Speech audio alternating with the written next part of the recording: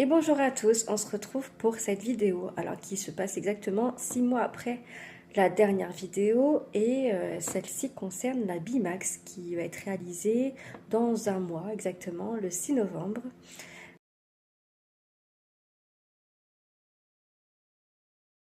Il y a bien évidemment de la douleur, mais c'est surtout que c'est long et inconfortable. Alors, il y a des jours où ça va, on se rebooste, et puis il y a des jours où on flanche un peu parce que c'est trop long, c'est un parcours qui est assez long. Et encore moi, j'ai pas trop à me plaindre parce que mon parcours en tout et pour tout va durer un peu plus d'un an et demi. Donc, bon, j'ai pas trop à me plaindre non plus. Il y en a, je pense, qui font des parcours 2 fois, 3 fois plus longs que le mien. Et d'ailleurs, courage à eux. Et là, quand même, je suis sur la fin, je suis très contente. J'appréhende quand même beaucoup l'opération. Je stresse un petit peu, notamment de la suite, hein, du post-opératoire. Mais je suis tellement pressée aussi de ce changement, pressée de savoir ce que c'est d'avoir les deux mâchoires qui se touchent, les dents qui sont en contact. Oui, je suis un peu malade, je parle du nez aujourd'hui, mais je pense que c'est le bon moment de le faire. Pourquoi? Parce que mes enfants sont tous les deux à l'école, aucun n'est malade, et c'est mon jour de repos. Nous sommes mardi, c'est mon jour de repos. Et je pense que le silence était primordial pour faire cette vidéo. Le silence et le calme.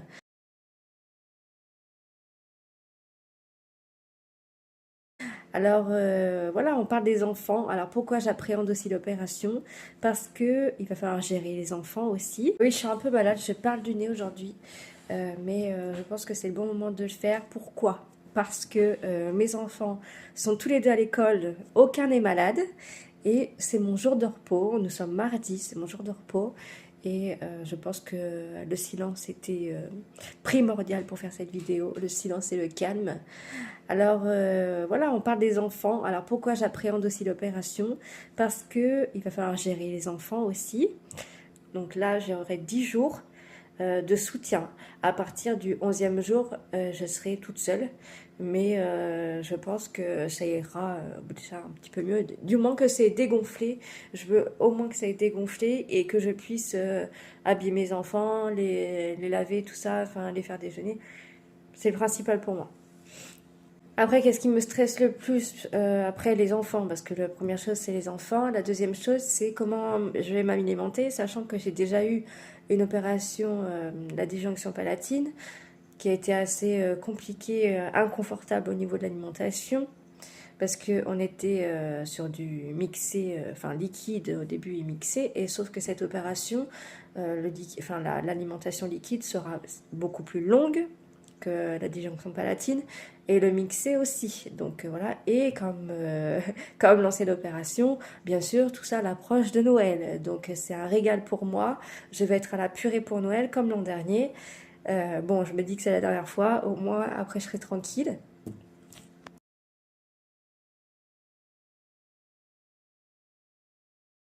Et voilà, je pense que c'est tout ce que j'appréhende pour l'opération, c'est déjà pas mal.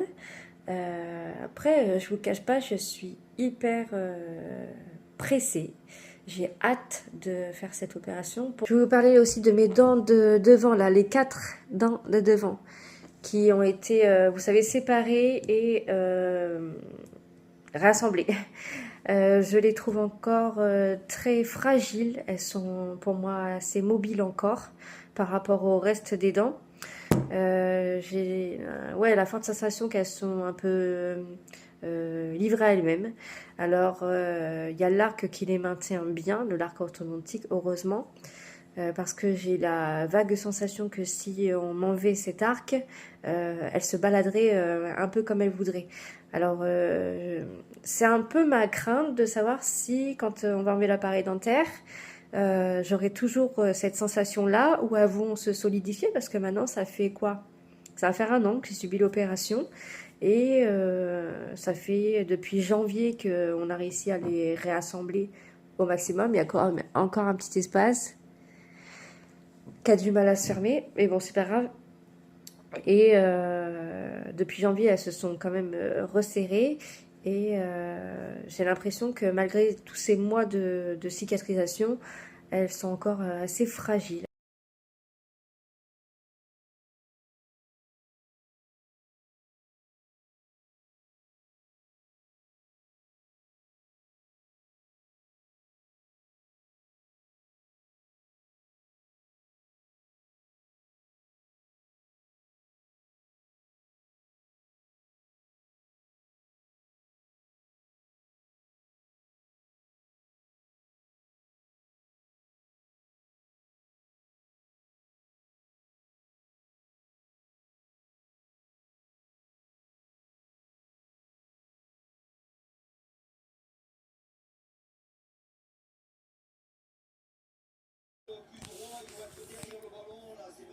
J'ai plus 2 du coup, parce que je me suis fait opérer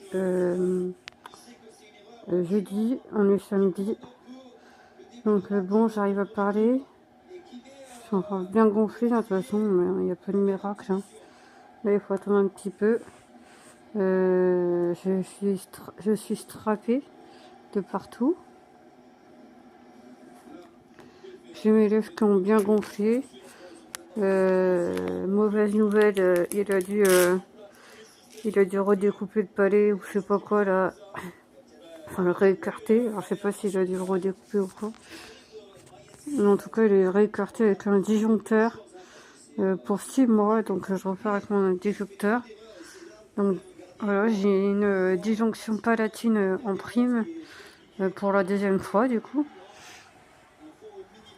Donc, ça a été la mauvaise nouvelle et un coup un peu dur à porter. Mais on va y arriver, on va s'en sortir, ça va le faire. Hein. Voilà, maintenant, quand je parle. Mais c'est pas pareil, enfin je sais pas, c'est bien gonflé encore, mais j'aime pas mon sourire. Je trouve que il s'est écrasé, enfin là c'est mis en avant c'était reculé, donc la partie du haut était en avant, et, et du coup ça, c'était plus esthétique pour moi. C'est le sourire quoi. Il est effacé. Je suis encore bien gonflée là. Là, bien gonflé, donc peut-être quand elle est gonflant, on se fera bien remonter. Mais on voit plus mes dents quoi. Enfin, tu vois, le menton, faut que ça dégonfle hein, parce que ça va pas du tout.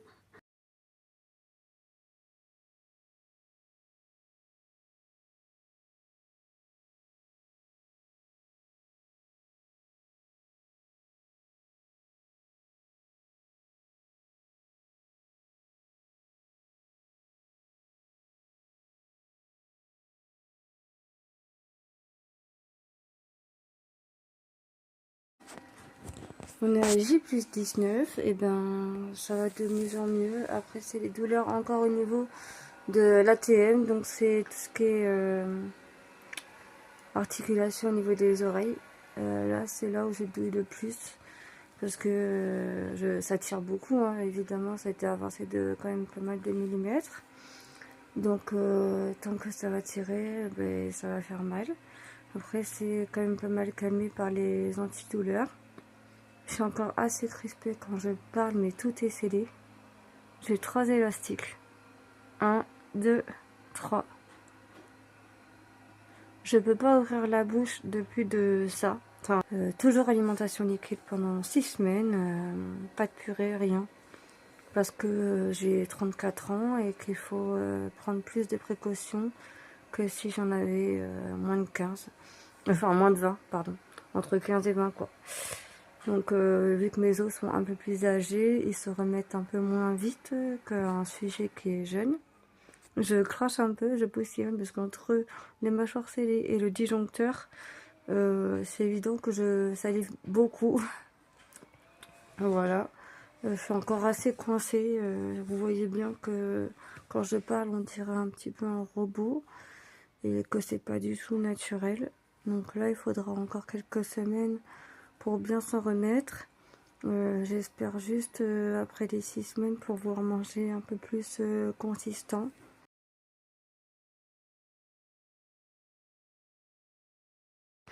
Je voulais vous dire aussi, quand je suis rentrée de l'opération, j'étais très encombrée au niveau du nez, mais très encombrée, j'étais très mal. Je me suis dit, mais comment je vais faire sans me moucher et tout ça. J'arrivais pas avec mon... Je vais vous faire voir, attendez. Donc, je mets pas. Ça fait la deuxième fois que je fais la vidéo, mais parce que j'ai oublié d'appuyer sur play. Donc, je me mouche avec ça. Enfin, je me mouche avec ça parce que j'étais très encombrée. Donc, le principe il est simple. On met dans la narine, ça coule dans l'autre. Enfin, ça coule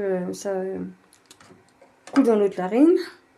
On met le sel de maison, c'est très bien.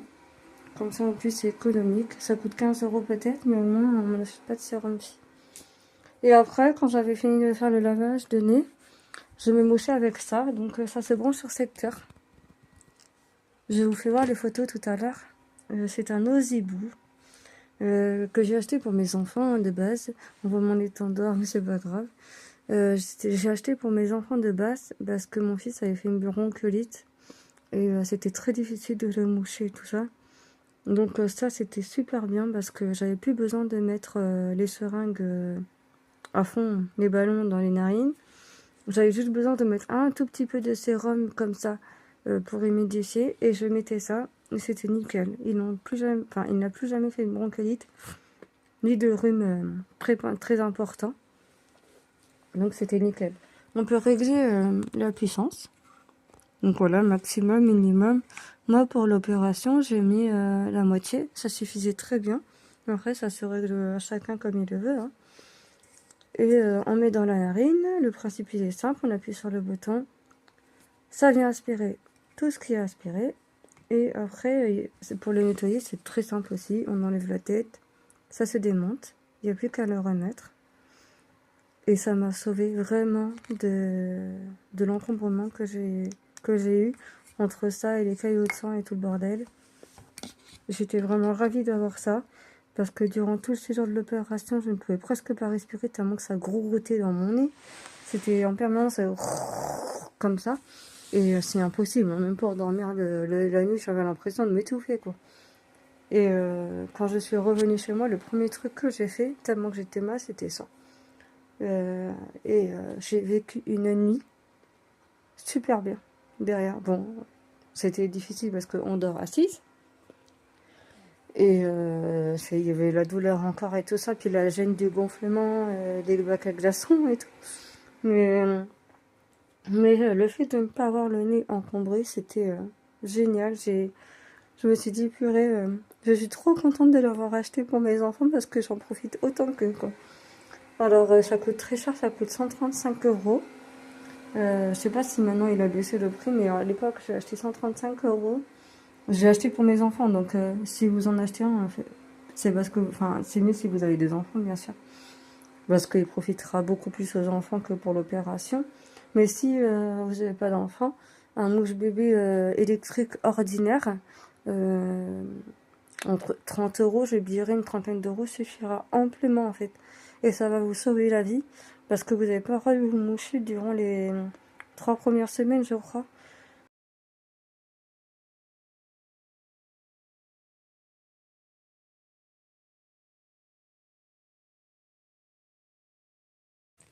Voilà, on est à 1 mois de l'opération, enfin 4 semaines. Je suis dans la salle de bain parce qu'il n'y a aucune luminosité aujourd'hui. Le temps est vraiment pas au rendez-vous.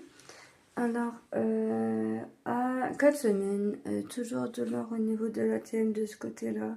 Aussi de ce côté-là, mais beaucoup moins, c'est beaucoup plus supportable. Mais ce côté-là, c'est vraiment une sensation d'otite en permanence qui est quand même atténuée par les médicaments, par la codéine et tout ça. Donc voilà, mais qui est quand même très présente et surtout entre deux prises de médicaments, c'est là où ça se réveille. Donc j'ai beaucoup la bouillotte chaude avec moi. Ça m'aide énormément pour calmer un petit peu Je sais pas si c'est une inflammation ou un étirement de l'articulation, je sais pas trop. Mais en tout cas, je sais que le chaud apporte un peu de réconfort. Donc voilà. Après, au niveau de l'ouverture de la bouche à 4 semaines, là j'ai mes élastiques, mais je vais vous faire voir quand même ce que ça donne. Je vais essayer de forcer un peu avec les élastiques. Je suis au maximum là.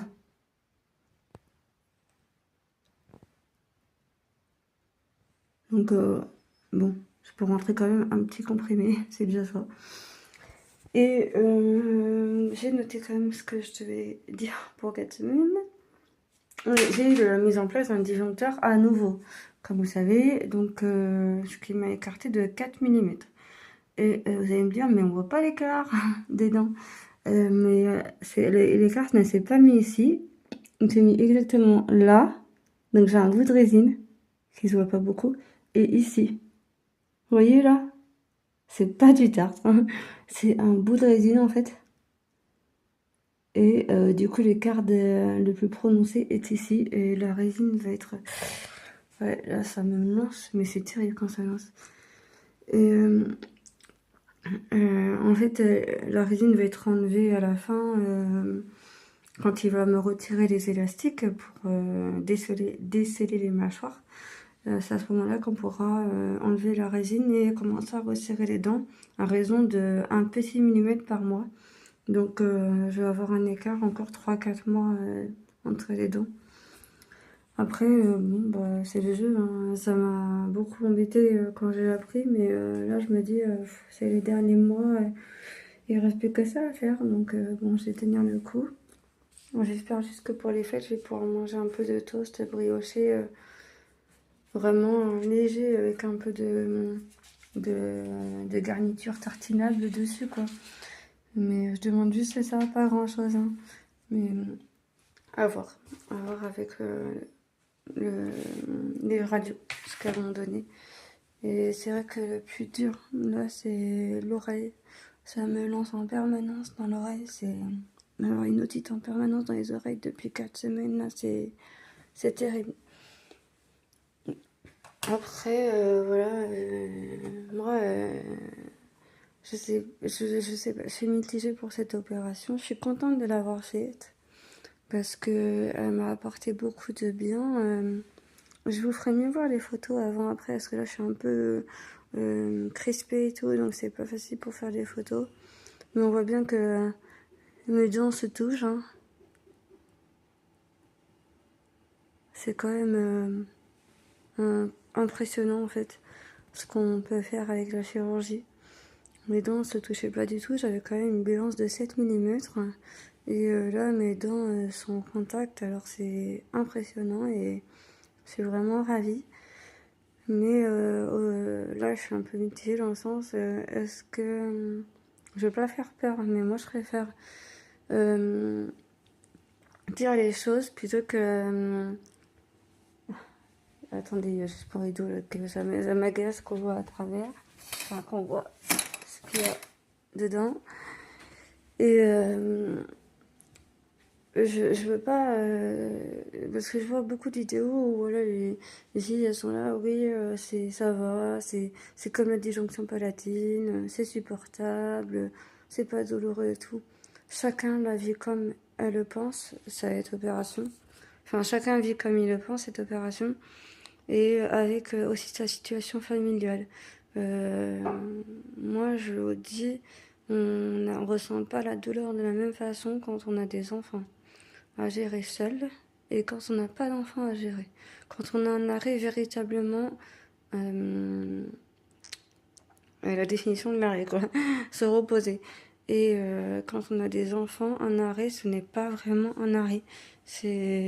On se repose pas de la même façon. Donc peut-être que les douleurs sont amplifiées, peut-être que l'inconfort est amplifié parce qu'on doit souvent hausser le ton. On doit, même si on n'a pas, on peut pas parler parce qu'on n'est pas bien et qu'on a mal, on est obligé de parler parce que nos enfants ils vont pas, on est obligé de leur dire les conseils, on est obligé de parler. Alors on se force et on se fait très mal. Donc non, moi je dis que quand on fait une opération comme ça avec des enfants qu'on sait qu'on doit gérer seul, je préfère dire que c'est très difficile. Ce n'est pas une opération à prendre à la légère. Il faut vraiment réfléchir. Il faut réfléchir parce que c'est quelque chose de très lourd. C'est une opération qui est extrêmement lourde. Donc, si c'était à refaire avec des difficultés, pardon, c'est le bloc. Des fois, ça se bloque. Avec les difficultés que j'engendre aujourd'hui avec les enfants et la situation, tout ça, je pense que je serais restée avec ma béance parce que je me rendais pas compte à quel point ça allait être compliqué à gérer avec des petits bouts. Je bave, je bave beaucoup, mais c'est très difficile à gérer. C'est une opération qui demande beaucoup, beaucoup de repos, énormément de repos et énormément de pouvoir être dans le silence. Donc voilà, je veux pas être pessimiste, hein. On va croire que je suis en dépression, mais c'est une chose que j'ai dit, que je vais aller voir un psychiatre parce que j'ai pris rendez-vous. Parce que c'est une opération qui est tellement difficile psychologiquement que j'ai besoin de me faire un peu aider là. Parce que je me reconnais pas. Je suis quelqu'un de très souriante habituellement. J'adore sourire, j'adore rigoler. Avec mes enfants, je suis une grande gamine. Voilà quoi, j'adore la vie, j'adore rire et tout. Et là, ça fait un mois que je me reconnais pas, mes enfants non plus. J'ai vu mes enfants pleurer pour moi. J'ai beaucoup pleuré. Donc j'ai besoin de me faire aider, j'ai besoin de reprendre le goût à la vie. Je pense que les douleurs, quand elles vont s'atténuer, je vais reprendre goût à la vie naturellement, mais j'ai besoin d'un petit coup de pouce. Et j'ai besoin de parler, d'évacuer beaucoup de choses par rapport à ce que j'ai vécu, qui n'est pas rien. Vraiment, ce n'est pas rien du tout. C'est pas une opération à prendre à la légère. Et moi qui ai subi les 2 opérations, celle-là, elle n'a rien à voir. Elle n'a rien à voir. Je ne veux pas faire comme les autres à dire que c'est les mêmes choses. Enfin, que c'est différent, mais qu'au niveau de la douleur et des sensations, c'est pareil. C'est pas pareil. C'est pas pareil. Des gens qui sont palatines, moi je remangeais de la purée au bout d'une semaine et j'ai parlé le jour même de l'opération. Le lendemain, j'ai mangé à la paille, enfin bu à la paille, le jour de l'opération toute seule. Là, je peux toujours pas boire à la paille, hein. J'ai pas assez de force pour aspirer. On a 4 semaines, je suis en liquide en 6 semaines. On peut pas dire que c'est les mêmes opérations et que c'est les mêmes conséquences, c'est pas possible. Donc voilà, la déjonction palatine, c'est beaucoup plus rigolo à côté. Donc voilà, mais après, il faut que je reprenne du poil de la bête. Et voilà, je vous ferai voir aussi le changement du visage. Vous voyez que là, ça va bien dégonfler, franchement. C'est nickel, enfin, il y a encore pas mal. Là, ce côté-là, ça va, mais c'est encore gonflé un peu partout, on le voit. Mais ça s'affine. Là, on voit que c'est encore bien gonflé, c'est là où j'ai le plus mal, hein, de toute manière. Donc j'attends que ça se dégonfle encore un peu, mais c'est un peu mieux que la dernière fois, enfin qu'au début. Et je pense que même au niveau de des lèvres, elles sont beaucoup plus libres en fait de parler tout ça. C'est moins figé qu'avant. Donc voilà, il y a quand même du positif. Et voilà, j'espère que je vous renseigne au maximum au bout d'un mois. Je vous ferai aussi les prochains mois pour voir comment ça dégonfle et comment j'arrive à remanger, etc.